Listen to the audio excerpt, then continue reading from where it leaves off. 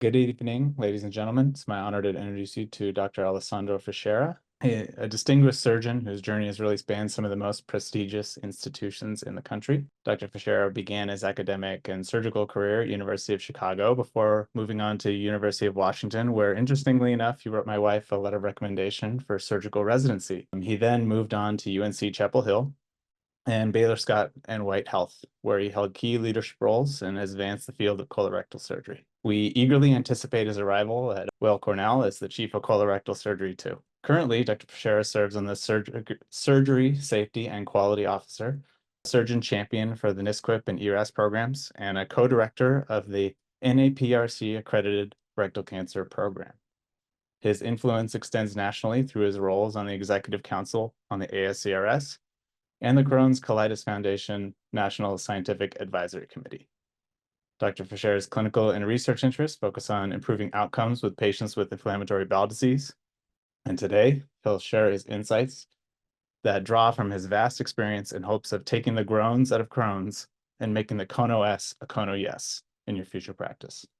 Please join me in welcoming Dr. Alessandro Fichera. Thank you for the very kind introduction. And I think I'm going to use those two lines about the CONO-S being CONO-YES. The goal of this presentation, however, is not to try to convince you that there is a ideal anastomosis that works for every single patient, but rather to take you through the thought process, the scientific journey that I and many others have taken to come to the understanding of what is the best approach to that specific patient with Crohn's disease in that very specific time of surgery. So, and you also will realize that I will not going to be talking about laparoscopy, robotic, intracorporeal, extracorporeal, one layer, two layers.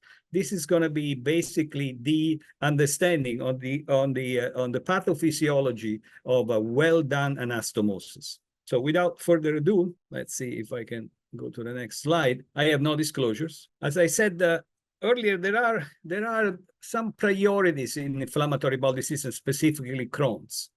Patients with multifocal small bowel disease, you want to preserve intestinal length without compromising the chances of cure and without increasing the risk of complication. An example would be a patient with several small strictures, short strictures, and rather than do, very, very close chemical stricturoplasty, perhaps that patient would be better off served with a resection, or the other way around. So understanding the whole picture, both preoperatively by obtaining a roadmap and intraoperatively by examining the entire small bowel is very important. Obviously, no patients come asking for a stoma, so preserving intestinal continuity is important. And then prevent recurrence. Now, it's important to understand when we talk about recurrence that there are 4 types of recurrences that are reported in the literature. Endoscopic recurrence, and this is postoperative recurrence. Endoscopic recurrence, laboratory recurrence, clinical recurrence, and what is more important for us as surgeon, surgical recurrence. A lot of the data on the anastomosis have been focusing on endoscopic recurrence. Why? It's a quick and dirty metric to evaluate.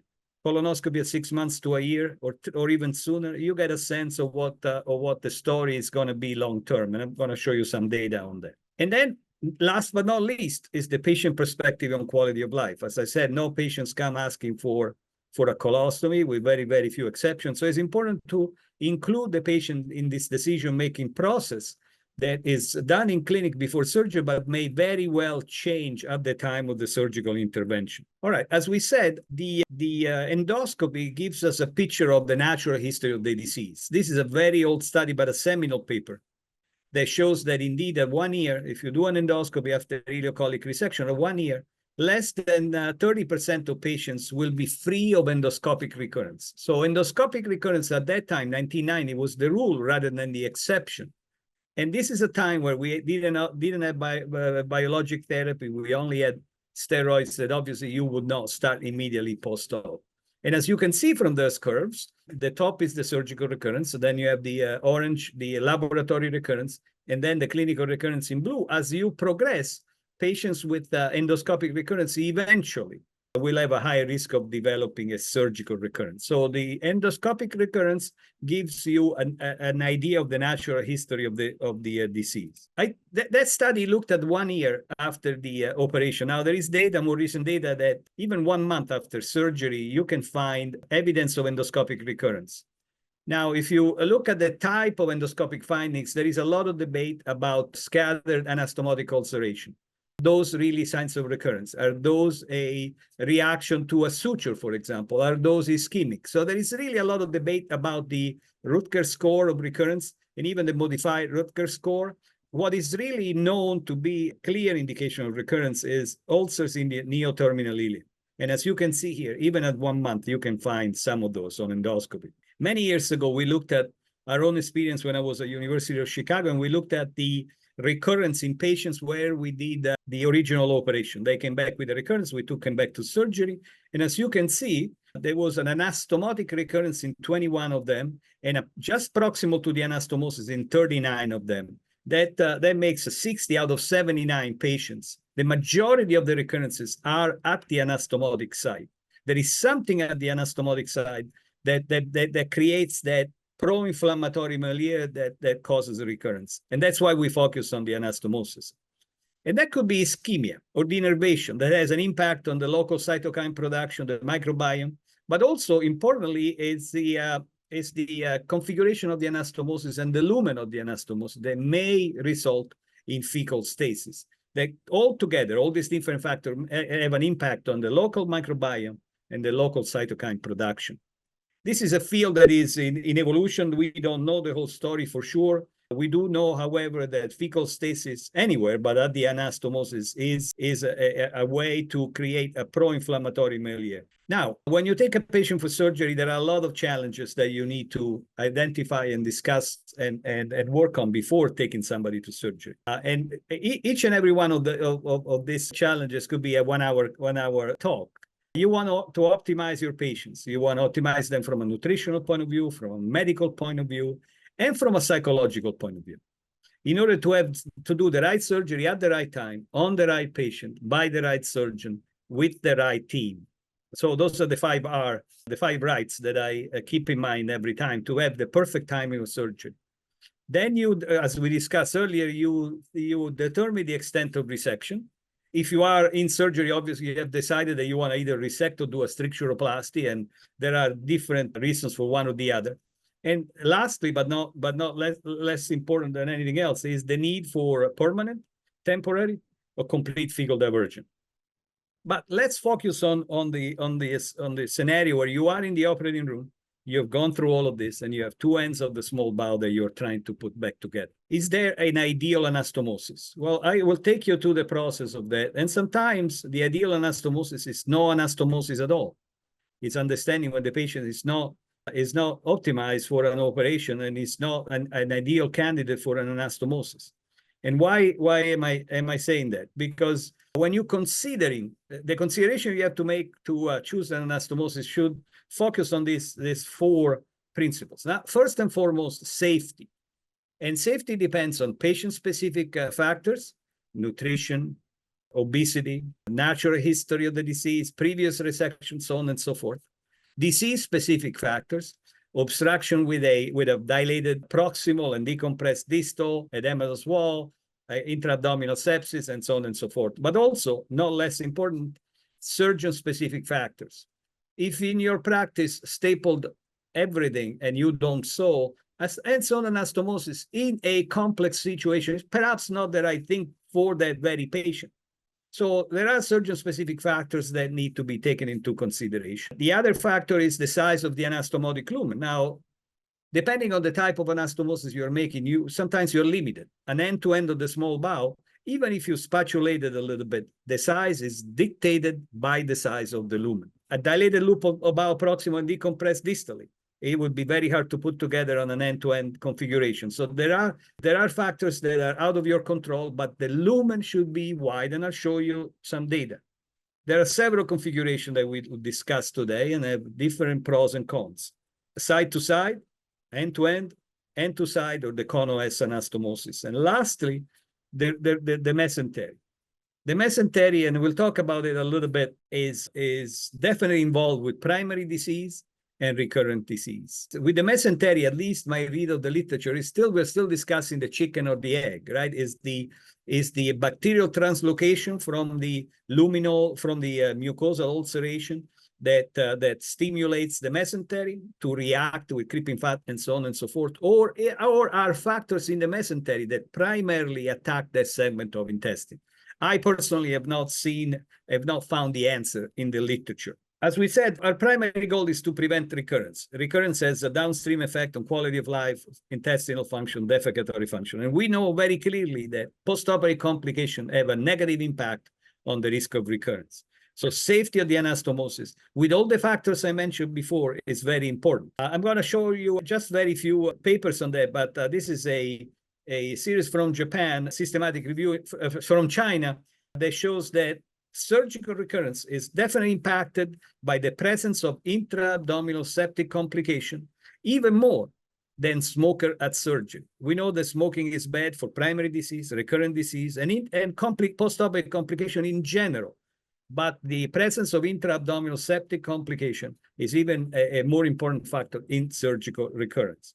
And this is an interesting paper, a well-done paper published on disease of colorectal last year that looks specifically at ileocolic resection with or without recurrence, a relatively large series, and recurrence is associated with postoperative complication. Either endoscopic or clinical recurrence are associated with postoperative complication. There are other factors involved that we all know, smoking, as we said, that we saw it before, and the phenotype of the disease, right? Penetrating disease or perianal disease. But postoperative complication remains a major factor. So the safety of the anastomosis, it's important. Let's talk about the lumen. This is an old study, but basically still very relevant. A wide lumen anastomosis, in this case, stapled side to side, had a lower risk of clinical and surgical recurrence in this series. And this was compared to a conventional hands-on end-to-end anastomosis. Now, they go into the discussion, and I want to tell you that sewing, stapling, it doesn't matter. It's the size of the lumen that matters. Because personally, I used to sew my side to side as well. So it's nothing to do with the technique. It has to do with the size of the lumen. And this is a more recent study from the University of Leuven in Belgium, the André Door group. And they looked at the anastomotic configuration and the risk of surgical recurrence. And they compare end-to-end versus side-to-side anastomosis. And as you can see here, the side-to-side anastomosis had a lower risk of surgical recurrence. And in their discussion, this group is extremely, it's a large experience on Crohn's disease. In their discussion, again, they shied away from the configuration, but by focus on the lumen. The side-to-side wider lumen, in their opinion, and mine as well, was the reason for the lower surgical recurrence rate. Now, this is probably redundant because you guys all know all of this, the options that we have in Crohn's disease and in general, an end-to-end anastomosis. And again, we're going to stay away from one layer, two layers, whatever way you do it, interrupted running. There are several ways of skinning the cat. I don't think it makes any difference.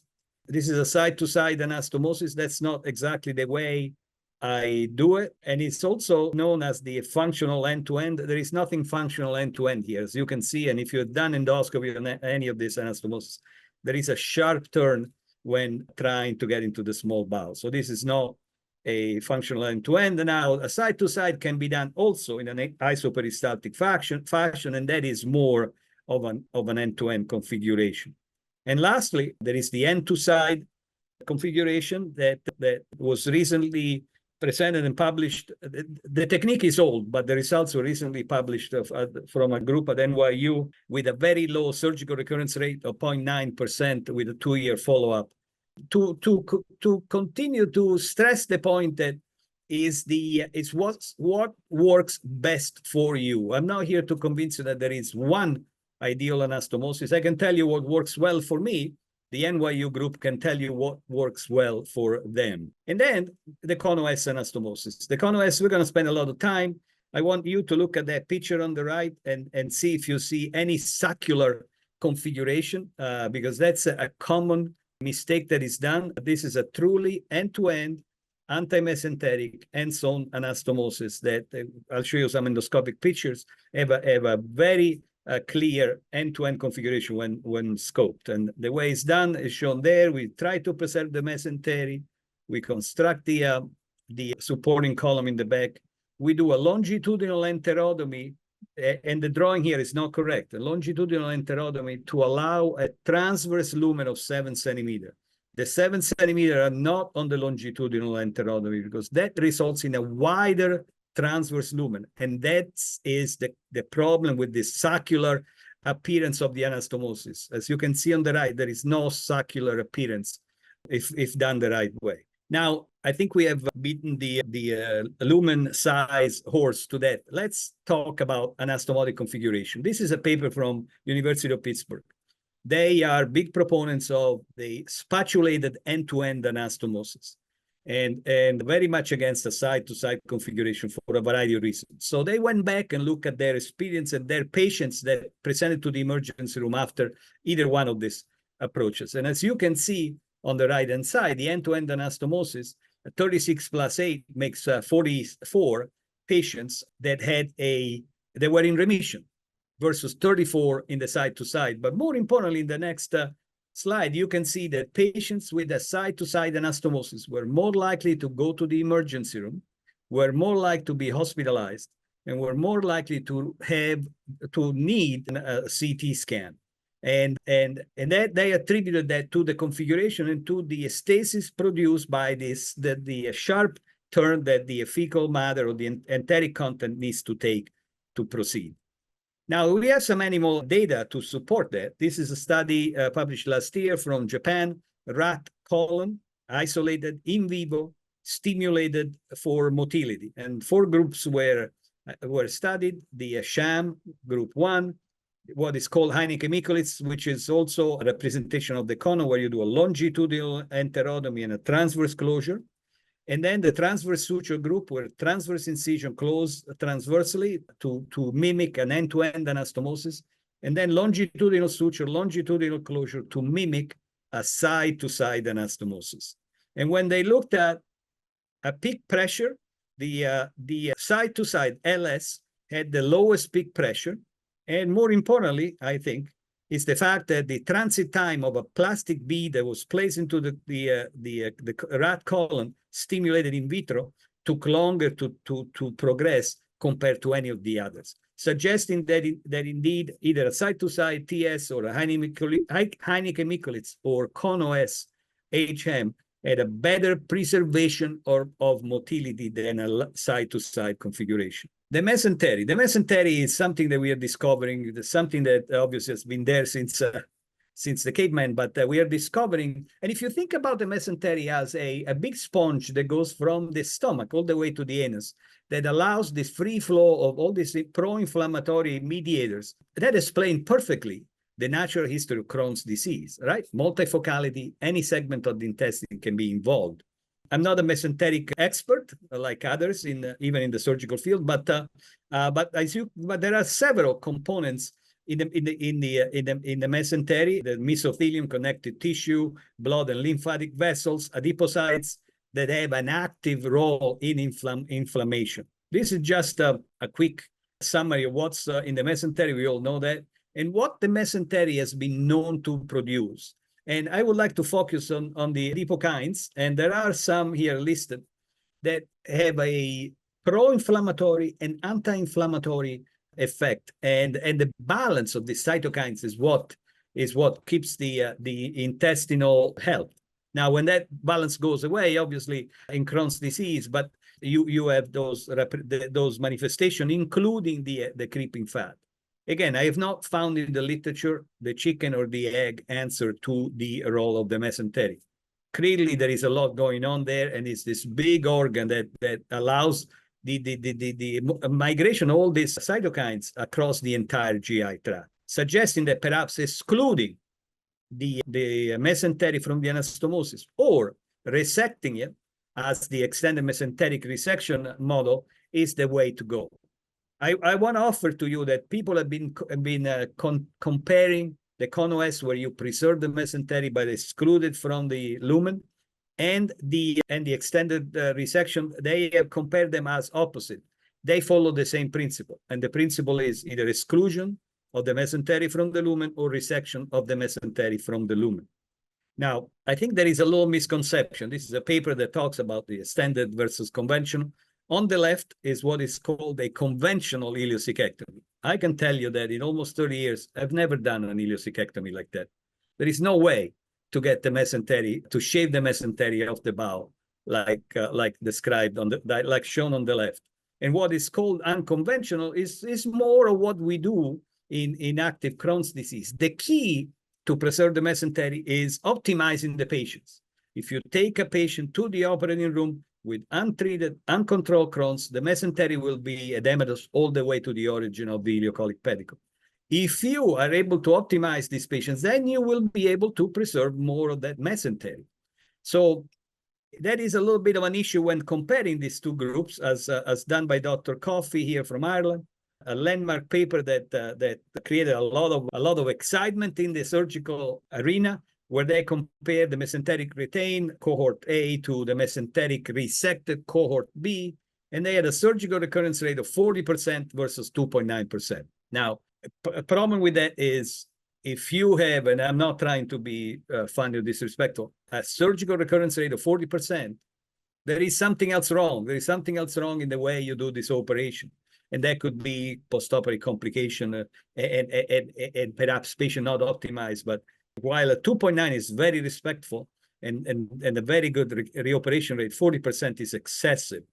And I will show you some more recent data that sort of fall right in the middle and do not show the major difference. In addition to that, we have several models in Crohn's disease where the mesenteric is retained and the patients and the inflammation goes away. Stricturoplasty is an example. A Heineken-Mickel stricturoplasty is a Cono-S anastomosis minus the resection. You make a longitudinal enterotomy, you close it transversely, the mesentery is preserved, the disease goes in remission, and the disease rarely comes back at the level of the stricturoplasty. This is the idea that started Dr. Kono into this journey to develop his anastomosis. Now, I had the privilege of meeting Dr. Kono, the late Dr. Kono, who actually showed me how to do this anastomosis. So it's a privilege and an honor that I had. He started doing this anastomosis in 2003. The way he got to it was the looking at the results of stricturoplasty. We all have seen this manuscript, and that's how it's done. The bowel is divided at 90 degrees with the mesentery, the two stumps sewn together to create a supporting column. You do a longitudinal enterotomy to allow a transverse lumen of 7 centimeters, not a 7 centimeter longitudinal enterotomy. That is what causes that circular appearance of the anastomosis.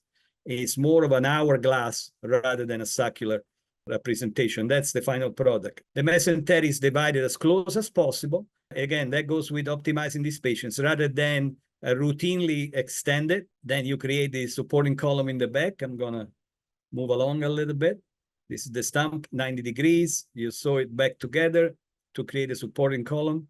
Hence the S, the Cono-S, S stands for the supporting column. And then you create the wide lumen anastomosis, 7 centimeter transverse lumen, longitudinal enterotomy, starting at 1 centimeter from the supporting column. You don't want it too close because then you create ischemia at the very tip of the bowel. You don't want to go too far because then you lose the advantage of the supporting column. So 7 centimeter transverse lumen.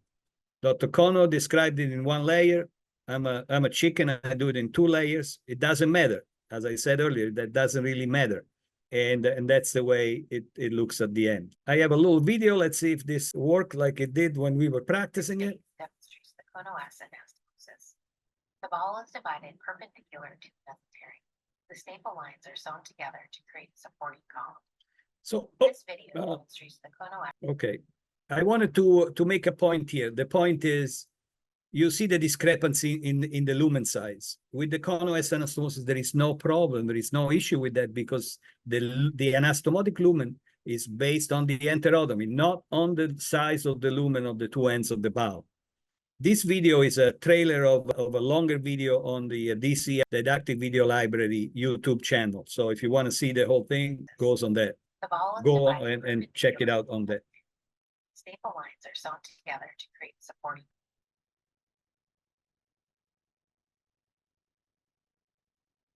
A longitudinal enterotomy is performed in order to create a 7-centimeter transverse. The posterior outer layer is created with a row of lumbar sutures. The mucosa is reapproximated with a running stitch. And if you can do all of this intracorporally, more power to you. Again, this is not about how you do it. This is why you do it. This talk is about why you do it. Watch the full-length video. Please go to the DCR YouTube channel. Okay. Over the years, I've been thinking more and more about surgical prophylaxis of Crohn's disease recurrence, right? We have very clear guidelines in medicine. We have, early colonoscopy dictates the need for escalation of therapy. We classify the disease into low, moderate, and high risk of recurrence. On the medicine side, this is all clear. On the surgical side, not as much. I think it's important for us, again, to prevent postoperative septic complication, to have a wide anastomotic lumen, to have an anastomotic configuration that prevents stasis. You have to exclude or resect. Again, we're not here to try to convince you that one is better than the other. Exclude or resect the mesentery from the lumen. And if you don't resect it, you have better preservation of innervation and vascularization. Now, this is another point that it's made me think. In cancer, it's a different story, right? You go to the origin of the vessels and all of that. In benign disease, we have been conservative, right, to preserve innervation and vascularization. In a chronic inflammatory disease where you have hypoperfusion to begin with, to extend that excision, to me, seems counterproductive, right? The principle of a good anastomosis is no tension and good vascularity. And here we are sort of suggesting that by being more aggressive, you prevent recurrence. I'm not 100% convinced, but these are the principles that I follow when thinking about surgical prophylaxis. All right, let's go back to that question. Is that an ideal anastomosis? Number one, you need to look at the safety profile of the anastomosis, the risk of recurrence associated with your practice and what is in the literature. And that is also due to the size and configuration of the anastomosis. You have to exclude and resect the mesentery again. The ideal anastomosis should be easily evaluated endoscopically. If you go in and you need to make this sharp turn, it's not that easy. And as a consequence, if you can evaluate endoscopically, if there is a problem at the anastomosis, those are easier to manage endoscopically. And also it should be an anastomosis that is easy to construct and reproducible. All right, let's talk about those factors.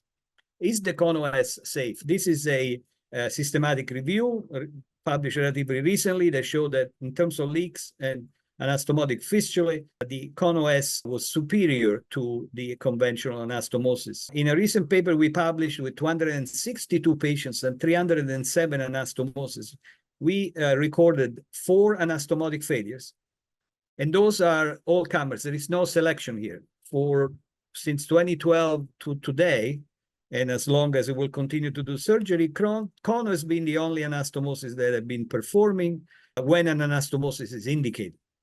So there is no selection bias here, and it's 1.5% anastomotic failure. Only 2 of these patients required reoperation, suggesting that the other 2 were not as severe, and only a 6.1% of surgical site infection. I want to bring the attention to the left to the fecal diversion of 7%. This is, again, all comers. And that speaks to what we discussed earlier, preoperative optimization. In order to achieve good results, you have to optimize your patient. And if you do optimize your patient, the need for fecal diversion, this is diversion, not an endoleostomy and then colostomy. These are patients that were candidate for an anastomosis. Only 8 required a proximal diversion. An anastomosis that is easy to evaluate endoscopically. These are endoscopic pictures of CONOS, straight up. It's an end-to-end. There is no circulation. It's easy to evaluate. Now, there is no data, specific data on CONOS how to endoscopically manage it. But in the literature, it's clear that anastomotic strictures easily managed if they're short, but more importantly, if they are single or multiple, but in a straight bowel lumen. And I showed you the straight bowel lumen. So there is an advantage in that sense as well. And that is their interest in the CONOS anastomosis. This is the number of publications. Again, still small number, but clearly more and more people are looking into the CONOS anastomosis. And the CONOS follows all the principles of surgical prophylaxis. Wide lumen, a supporting column that prevents distortion, stasis, and flow-limiting alteration, excludes the mesentery, doesn't resect it, excludes it, and then preserves innervation and vascularization. All right, let's talk about some data. In addition to my own data and the data of Dr. Kono, there is plenty of data out there in the literature. This is the original paper from Dr. Kono that showed that indeed he had no surgical recurrence in 69 patients with 5 years of follow-up, while the surgical recurrence rate in the conventional group was about 30% at 5 years. And that included the early patients with they received biologic therapy post-op. This is the Supreme Crohn's disease trial from University of Naples, the first randomized control trial, comparing CONOS to conventional. And the initial report focused on endoscopic recurrence. As we said, quick and dirty metric to assess. And clearly, the CONOS performed better in terms of recurrences and also severity of endoscopic recurrence on the right-hand side. There has been an update on this trial that I will show you in a little bit. In our own experience, we had 20 surgical recurrences, but because of the configuration, only 14, 5.9% required an operation. The other 6, 2.8%, were managed endoscopically because, again, it's an end-to-end configuration, straight lumen, short stricture. At the bottom, you will see some risk factors for surgical recurrence, very similar to the original paper I showed you on complication, perianal disease, perioperative use of biologics as a marker of disease severity, surgical site infection, we talked about that, and the younger age of diagnosis. So those are patients at a high risk of recurrence. They recurred, 20 of them, 14 only required an operation. And in the multivariate analysis, what was found to be significant was the presence of perianal disease, again, a marker of severity of the disease, the use of postoperative steroid, again, a marker of severity of the disease, and an urgent operation. The patients that we were not able to optimize to the point that we wanted to before proceeding with surgery. Now, it is not all black and white, right? It's never black and white. The CONOS anastomosis doesn't seem to work in France. I don't know what it is with France. Must be the cheese or the outstanding wine they have or the baguettes. I'm not sure. However, this is a recent study, 2020 to 2022. Not a lot of patients, 30 CONO patients. The endoscopic recurrence to the left and the severity of endoscopic recurrence to the right were similar between the control group and the CONOS anastomosis. I don't have an explanation for this data. It's a very reputable group. The paper is very well written. It's just it doesn't seem to be working in France. But remember these 30 patients because they will come back in the next slide. This is the Cocorico study, again from France. In the CONO group, there were 61 patients. 30 of them were from the previous study, the COCO. They were added to the RICO study to make that larger population. And if you bring in a group of patients that already haven't shown a difference, it is unlikely that all of a sudden you will find a difference. Nonetheless, same story, no difference in endoscopic recurrence rate at 6 months. While endoscopic recurrence rate is very important, what matters to us, or to me at least, is the surgical recurrence rate. And Crohn's patients are difficult to follow because they're young, they move around. It's hard to do a 5-year, for example, study like that, unless you live in a relatively close healthcare system, like perhaps the Netherlands or the Scandinavian country. But the CONOS doesn't seem to be working in France. And these are good studies. Now, the European Crohn's and Colitis Organization meeting in 2024, there were 4 papers 4 abstracts presented that I want to bring to your attention. So this is really the latest of the latest. The first one is the SPICY study from the Netherlands. Extended mesenterectomy was not superior to mesenteric sparing. 129 patients, endoscopy at 6 months, endoscopic recurrence, 43.5 and 42.2, same number. Relatively high endoscopic recurrence rate, but as we said, the assessment of recurrence using the RAC score is under a lot of scrutiny, and it doesn't matter. They were both assessed by the same endoscopy, so there is no difference in mesenteric, extended mesenteric resection. And that, to me, personally makes sense. The second study is the multi-center randomized trial that was started at Cornell in New York and is international. And they compare endoscopic recurrence of CON-OS versus the side-to-side anastomosis. Endoscopy was between 3 to 6 months, 288 patients. Endoscopic recurrence rate, same, 26.4, 27.8. The number is a little lower than the other study, but see here the endoscopy was between 3 to 6 months, a little sooner. So you are not comparing apples to apples, and also you don't compare study to study. The bottom line here, no difference in endoscopic recurrence. This is the third one is a study from the Cleveland Clinic. They had 174 patients, I believe about 60 at the CON-OS anastomosis. And they again saw no difference at 1 year in endoscopic recurrence, 30 versus 35%. What they saw though was the fact that CON-OS patients did not require less need for endoscopic or surgical intervention on those recurrences. Again, similar to what we saw in our experiences, similar to what we know given the configuration of the anastomosis. And the last one is the update on the Supreme Crohn's disease trial from the University of Naples that confirms the results shown initially. 119 patients, follow-up 6 months for endoscopic recurrence. And the numbers here are a little bit, not concerning, but a little bit striking. CON-OS 33.3 versus conventional 75%. Granted, again, they were evaluated by the same endoscopy, and granted, the Radker score is not perfect. Nobody has ever found this large difference. With a follow-up of 54 months, however, the surgical recurrence rate was 0 for the CON-OS anastomosis and 8.8% for the conventional. You cannot argue with that data. The number of patients that reached the 54 months length of follow-up is not 100%, so there will be more.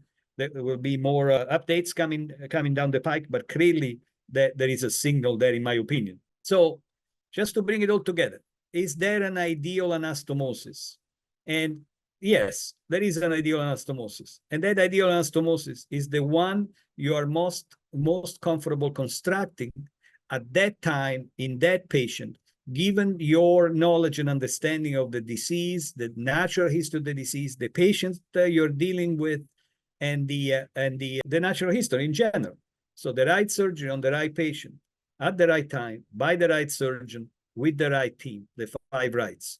So yes, there is an ideal anastomosis. And sometimes that ideal anastomosis is no anastomosis, and stoma, come back to fight another day. Now, I haven't given you any answers. So you say, well, why did I spend 40 minutes just listening to this guy? There is more data coming down the pike. Data that I'm interested in seeing, very curious to see, but a little concerned. These are 2 international parallel randomized controlled trial comparing hands-on, end-to-end, or CON-OS to stapled anastomosis.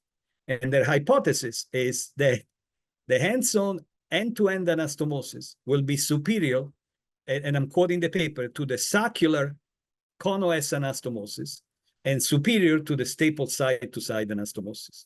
2 trials, one in Italy, one in the Netherlands, comparing end-to-end, stapled side-to-side to the saccular CON-OS. That to me means you are not doing the CON-OS the right way. So I'm interested in seeing the data. I'm interested in seeing what they're going to find. The way they present the study is concerning. 6 months endoscopic recurrence primary endpoint.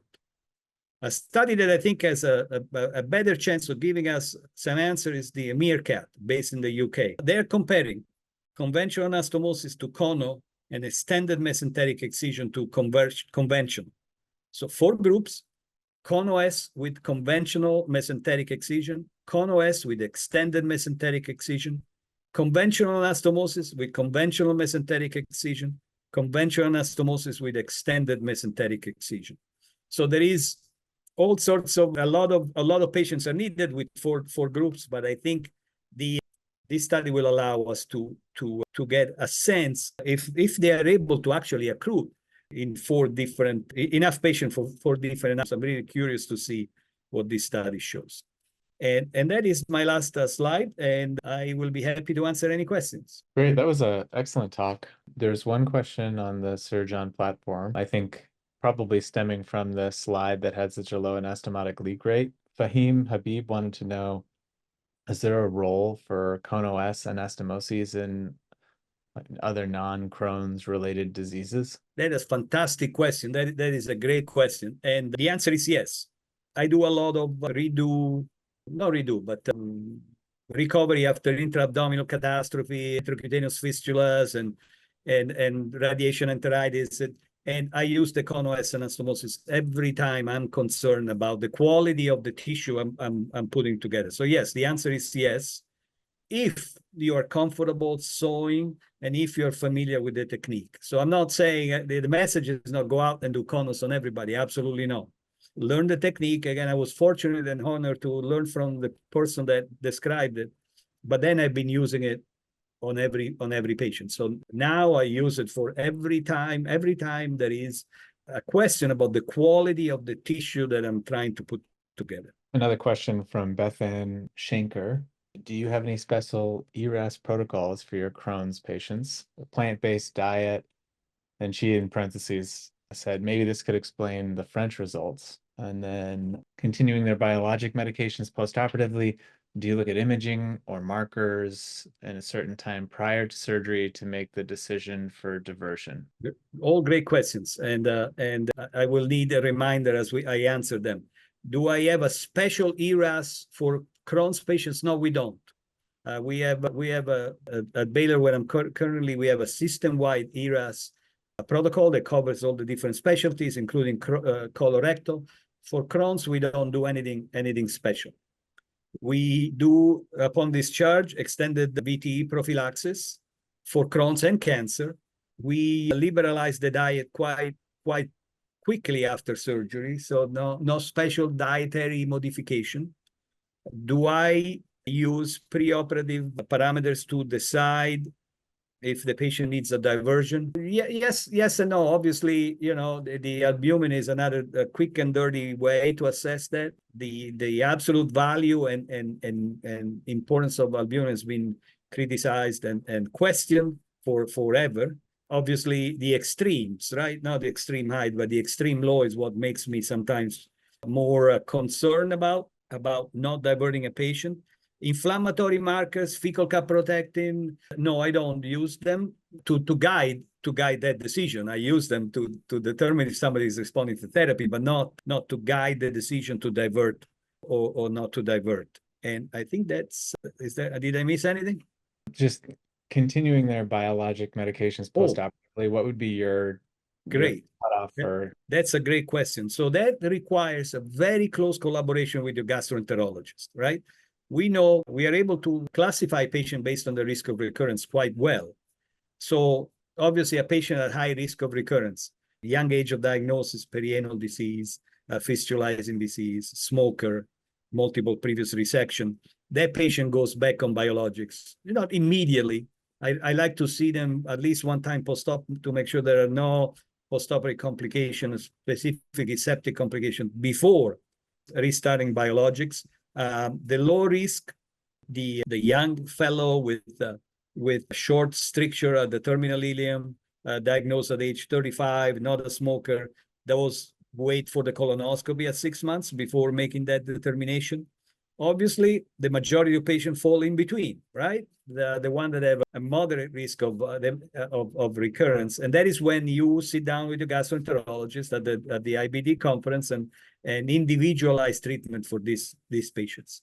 In general, I like to see them once before not allowing them to restart, but before agreeing to restart biologic. Oftentimes, if they come to surgery, it's because they either have lost response to a specific biologic or they want to try something different. So it is a discussion at the IBD conference. Another point that I sort of made by the right team, the fifth right, is having a team of people that you can work with. No surgeon, no matter how talented you are, can do this alone. You need the support, not just of the gastroenterologist, the pathologist, the radiologist, the enterotherapist, So it's definitely a team effort. But for the majority of patients that fall in the moderate group, you need to individualize. We also had another question from Long Lao.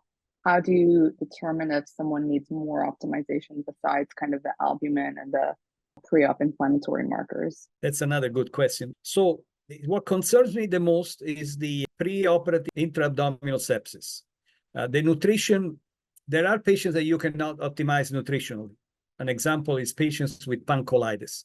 There is not enough nutrients and protein you can pump into the body that will not come out of the colonic mucosa if it is actively inflamed. So the nutrition comes after you have controlled the disease. What concerns me the most is the presence of intra-abdominal sepsis. So patients come with an abscess.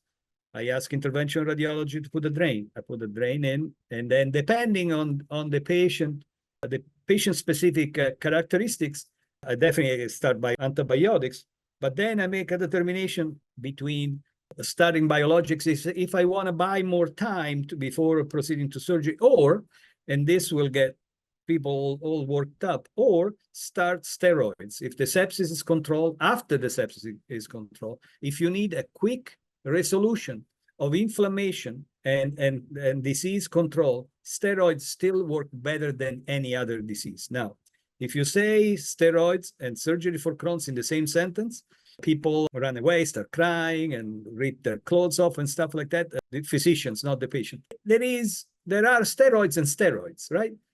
3 weeks, 4 weeks of 20 milligrams of prednisone have no effect on your surgical outcome.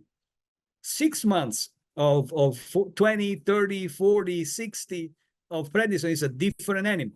So the data that we see steroids associated with postoperative complication are usually patients that have been on an amount of steroids for a period of time. So if you need immediate resolution of that inflammatory condition, steroids still work the best. So I make that determination after I drain the sepsis and I see how the patient responds in the hospital before sending them out on whatever therapy. But this is not just the surgeon's decision. This is a decision you make with your gastroenterologist. It is important to have them on board when you make that decision. And the nutritional optimization comes with the resolution of the big inflammatory insult, right? If you have an obstruction, steroids are great relieving that obstruction. And then you can improve the nutrition by feeding the patient, by doing enteral nutrition, if you believe in that, whatever you want to use to improve nutrition. But I often see patients that have been on antibiotics and TPN with an inflamed colon or with an inflamed terminal ileum.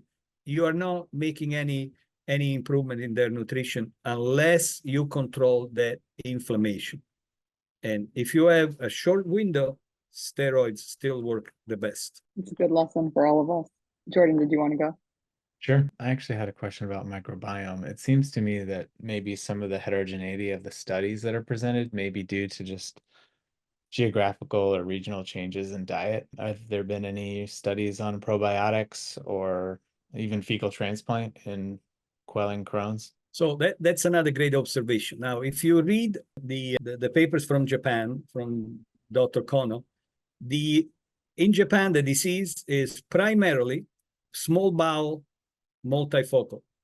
The ileocolic is not the most common presentation. So that if you see his videos, they're all end-to-end Kono has on the small intestine. If you read the Western publication, they're all ileocolic resection, and even the videos are all ileocolic resections, because our phenotype of Crohn's is very deep. The clinical presentation of Crohn's disease is very, very different. So clearly there is something else.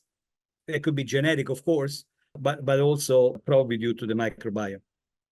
While the fecal transplantation has been shown to be effective in the pediatric population, in the adult doesn't seem to be as effective. So there are not a lot of interest in adult fecal transplantation unless you are talking about patients with IBD that has superimposed C. difficile colitis.